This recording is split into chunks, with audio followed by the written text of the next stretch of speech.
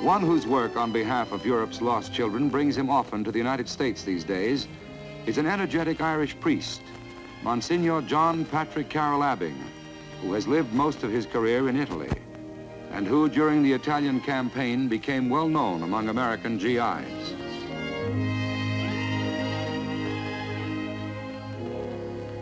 I have a message for you from Carlo. Carlo?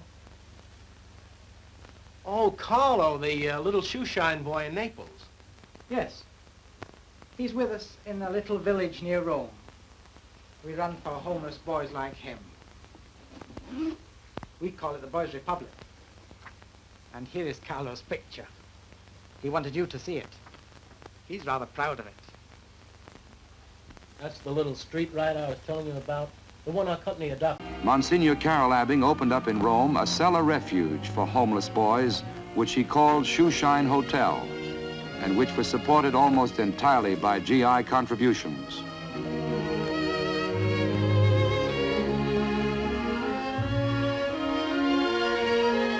Convinced of the urgency of his work, the Monsignor of the Shoeshine Boys, as he was cut in 1946, a bombed-out villa near Rome.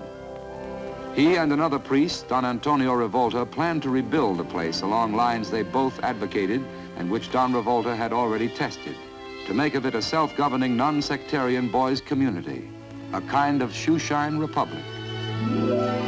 With the voluntary help of the boys themselves, they set to work on the job of restoration. But the project proved far beyond their resources. Nel Marchisio. Well, $500,000 is a lot of money to raise for a project like this. Of course, I couldn't hope to have it all at once. A little this year, a little more next year, and gradually we have it all built. You'd better plan to go ahead with the village. We think we can raise the money for you. The response from the American people was quick and generous. The Boys' Republic began growing, and in time, 4 other boys' towns were started in different parts of Italy. Altogether, they house today some 2,000 boys, and they have given help to nearly 20,000 others. Chief among them is still the original Boys' Republic at Santa Marinella, a federation of 3 such boys' villages. Here, homeless youngsters born under the shadows of fascism and war live in security and independence as citizens of a community in which they earn their own way and make their own laws. Their assembly meets daily, and the mayor and his board of assessors are elected each month. No law is valid until it has been debated in assembly and passed by majority vote, as in American town meeting.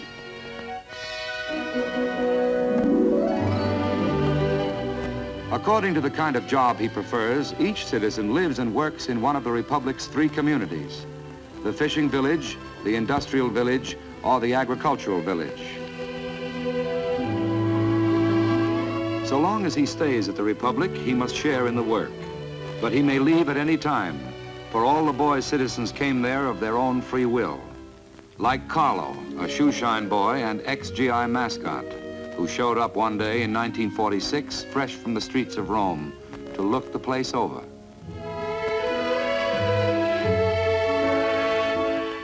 In his short, hard-bitten existence, Carlo had learned never to trust anyone.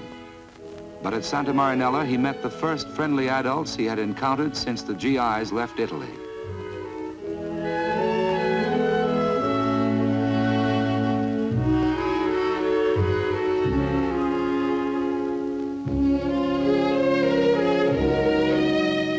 A newcomer to the Boys' Republic is allowed a week as guest in which to decide whether or not he will stay. A boy who has been on his own almost as far back as he can remember and who has been answerable to nobody is naturally suspicious of law and order. But for the first time in years, Carlo found he had a bed he could call his own, with nobody coming along to throw him out. The fact that all citizens of the Boys' Republic are expected to go to school is unwelcome to most new arrivals. Though they may secretly envy those who can read and write, They often take the attitude that school is kid stuff for persons of their worldly experience. But going to school is an accepted occupation at the Republic, and boys draw pay for it, just as they draw pay for helping to provide what services the community requires or for working at some industrial job. In well-equipped machine shops, boys can learn such trades as carpentry or cabinet making while turning out the furniture and equipment the Republic uses. They also learn to make toys, and today make all the shoes worn by the citizens of the Republic. Pay for these and the many other available jobs is in merits, up to 30 a day, of which 9 go for board and keep.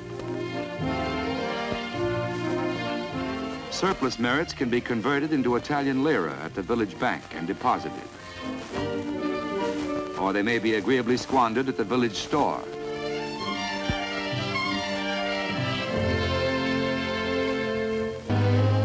The process of adjustment to the community, of learning to assume such simple responsibilities as making one's own bed, is seldom easy for boys who have never known any kind of discipline.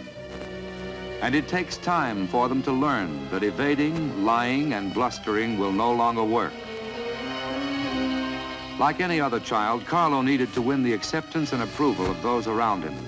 But he was slow to realize that in order to do so, he had to take his share of responsibility.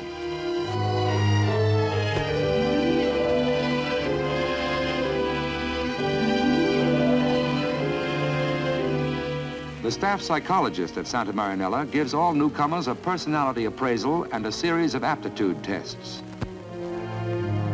On the results of these, and with due respect for his own inclination, each boy is assigned to some job in the community.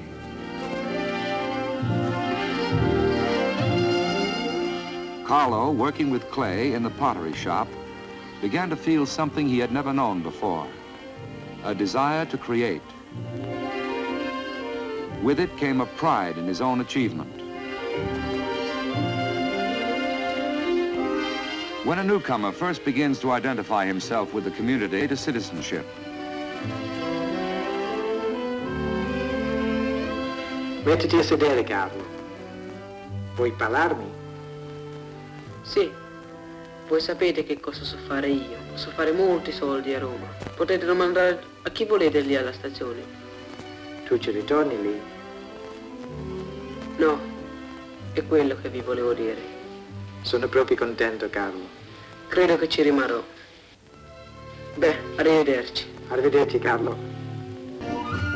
new boy citizens often try to win prestige and establish position in the community through the only means they know, a show of strength.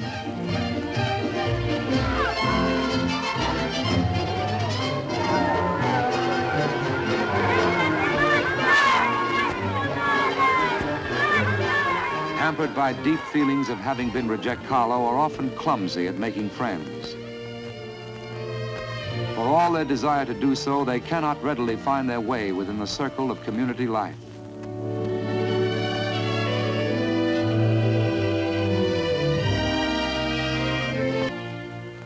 The primary contribution of a community like the Boys' Republic is to give to those who have always felt themselves outcasts a sense of belonging at last to some group, a substitute for the lost family.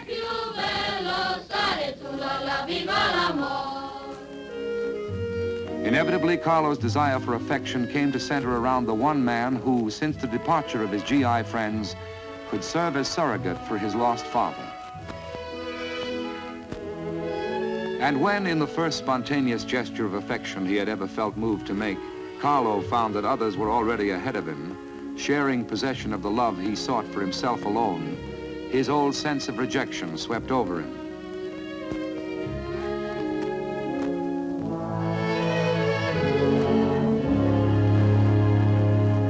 Though still emotionally adrift, Carlo found some compensation in his work, for he had become one of the most skillful potters in the shop.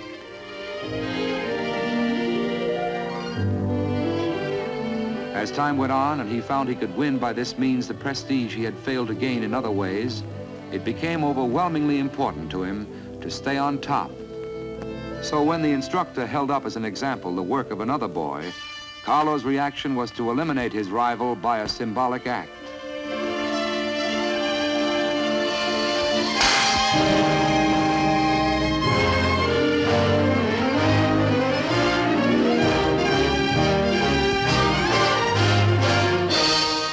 For the community, the Boys' Republic has its legal code and a duly elected court ready to administer it. The lesson that a member of any community is bound to accept its restrictions and penalties as well as its benefits is not an easy one for boys whose childhood has been warped, as Carlo's was.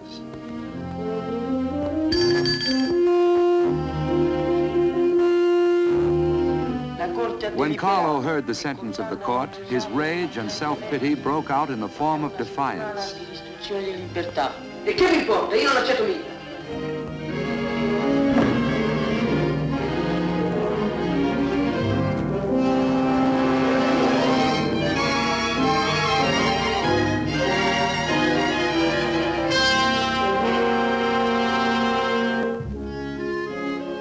To Carlo's young mind, the only way to escape what he feared most, rejection by the community, was to reject the community himself, to make the boys sorry by walking out on them and the Republic.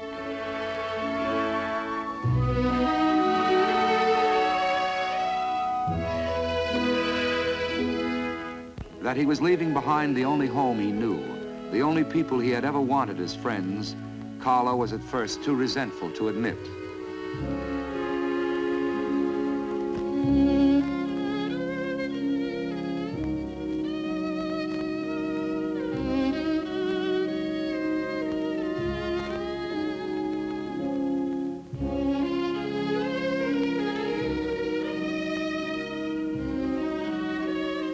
As his anger subsided, there began for Carlo the slow, difficult process of realization that his weeks at the Republic had bound him to the ordered society of men, beyond the ability or desire to escape. For in the only community which had offered him a chance to live, he had learned what so many have learned before him, the depth and intensity of the need, of everyone's need, to belong.